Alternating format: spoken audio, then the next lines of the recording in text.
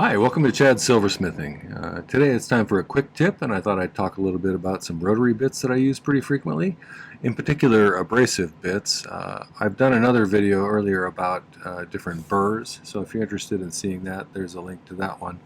I'm talking about things that have an abrasive built into them, not so much the actual burr kind of things like we talked about in that video. So hopefully this will be helpful to you if you're new. So let's get started.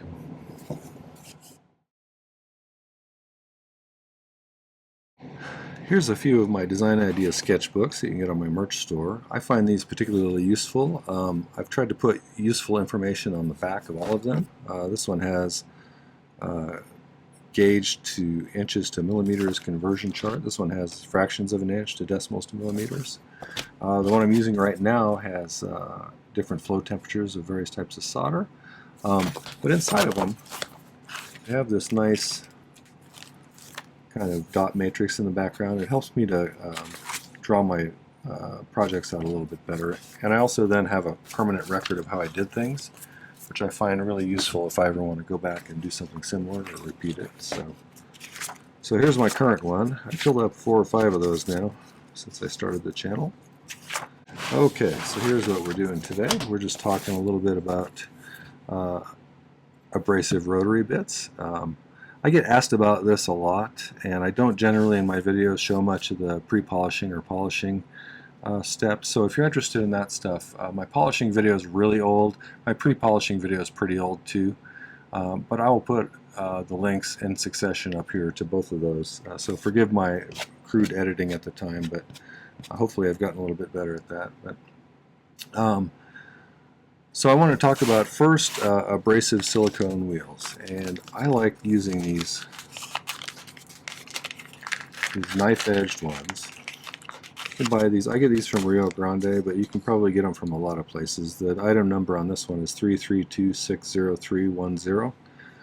If you want, I am not sponsored by Rio Grande, but I do get some of my supplies there. So. And these are super useful for getting into nooks and crannies where you have messy looking solder or something. They're relatively abrasive. They're like pretty hardcore sandpaper. And so you have to be a little careful around bezels and stuff. You can cut right through a bezel pretty quickly with one of these. They go on little screw mandrels like this that have a screw in the end. You can also get these from various places, but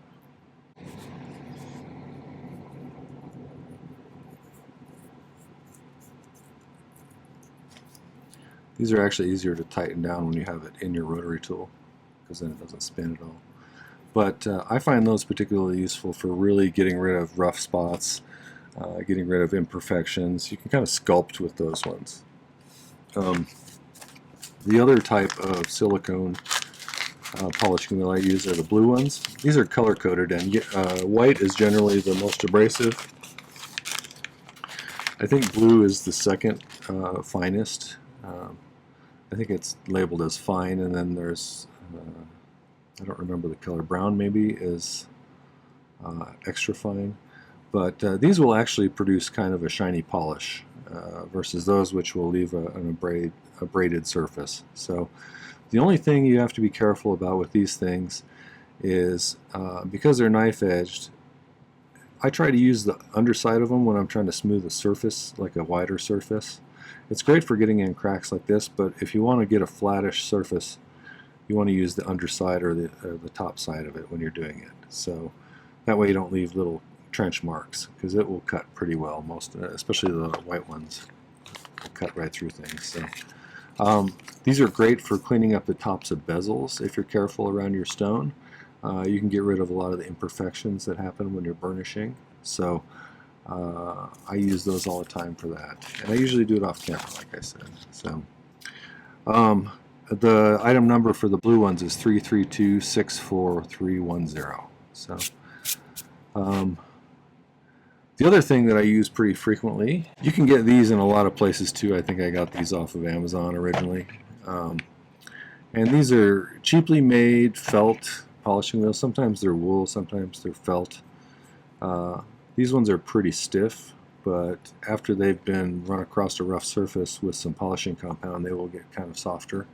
And like I said, they're cheap, so they don't last forever. That's why you get these big boxes of them. They tear themselves up pretty quickly.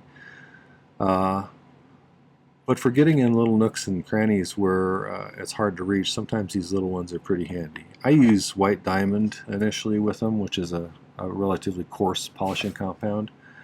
And then sometimes I'll use some ZAM, which is a finer polishing compound, to clean things up a little further. So those are great, disposable. You can also get these kind,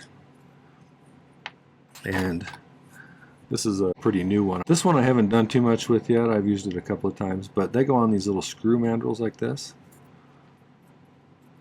And I use these with polishing compound too, and those are pretty good with some white diamond or some ZAM on them to get broader surfaces, relatively shiny.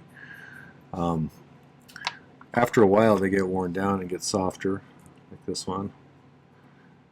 And then you can get insides of rings and stuff like that are really good with this. I'm relatively new to using these radial bristle discs. I had a few of them early on when I first started doing this, and I tried them, but I wasn't all that impressed with what they did. But I finally got some new ones a while back, and I really do like what they do. They come in all different grits in this particular one. This is high quality brand, so I think that's these are made in China, and maybe the translation was supposed to be high quality. I don't know. But it goes from 80 grit up to 2500 grit, which is useful with a lot of stops in between. You can absolutely strip off, if you just soldered something and it's got all sorts of copper oxides on the surface, this will remove it pretty thoroughly. It leaves kind of a brushed finish though, which you could also, you might appreciate that, because sometimes that's a nice finish to have. The most useful spot I find them for are in little nooks and crannies that I can't really get in there with this broad blade on these things. These are a little bit more bendable, and so when they get pushed in somewhere, they tend to get deeper into the nooks and crannies, has been my experience. And so I really like using those now to get in the spots where I have trouble reaching without damaging things too much. So you might give those a try. I find them pretty useful. And that's really all I wanted to say today, because I get asked about those a lot, and I never really address it in my videos. So if you have other questions about rotary tool bits or anything, feel free to ask in the comments. I'm no expert, but I do know what works pretty well for me. But I'm always curious to hear what works for you, so make sure to leave a comment and tell me how you do things. All right, well, thanks for watching. Okay, well, that was a little bit about abrasive and polishing bits. I hope you enjoyed that and found it useful. So if you did enjoy and find the video useful, I'd really appreciate it if you hit the like button before you go. And I'd love to hear a comment from you too as well. So tell me what you think. Tell me what you liked, tell me what you didn't like, tell me how you do things. I always like to hear other people's ways of doing stuff. So I also think maybe you should go check out my main channel page on YouTube here. I have 650 plus videos now. I've been doing 3 per week for 4.5 years or so, so there's quite a bit of content there. Tons of projects. I think there's lots of useful information for beginners, as well as a few tips for people with a little bit more experience as well. So check it out, subscribe to my channel, and come back again. Before I go, I'm going to thank a couple of groups of people. First off, my patrons over on Patreon are my core group of supporters. They have created this lovely community over there where we can share ideas and show each other what we're working on and ask for advice and resources and things like that. It's a really nice community. They also help me out financially, and I appreciate both of those aspects of it. I have a new one. I'd like to welcome Linda F. to the Patreon. I think you'll find it's a great group of people over there, so make sure to get to know some of them. The other group are my YouTube subscribers. We just passed 28,800, which is amazing. Thank you for that. Feel free to tell your friends, share my channel with others. I do appreciate it when people share my channel with other people, so thank you for that in advance.